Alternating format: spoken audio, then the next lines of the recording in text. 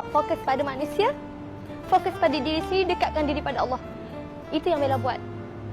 Okay. Ustaz yang bersama-sama dengan Bella, yang mengajar Bella mengaji daripada tahun 2018, dia start mengajar Bella mengaji balik. Because I cannot focus.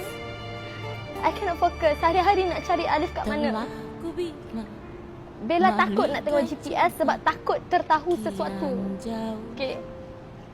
So Bella mengaji, sampailah ustaz bersuara.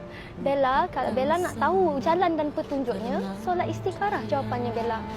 Sebab kalau Bella minta tolong parents alif, diorang pun tak boleh nak buat apa, diorang jauh. Di bulan puasa yang mulia ni, atas nama Allah, Bella buat. Bella solat istikharah. Dan kawan-kawan terdekat, orang set bercakap, kita rasa Alif dan Rainis ada sesuatu. Tapi Bella tak boleh nak percaya sebab Rainis is my good friend. Dia adalah sahabat saya yang sentiasa mendengar keluhan saya, apa yang Alif buat. Kita pernah pergi Korea bersama-sama, duduk sebilik. Jadi pada saya, impossible. Aku hanya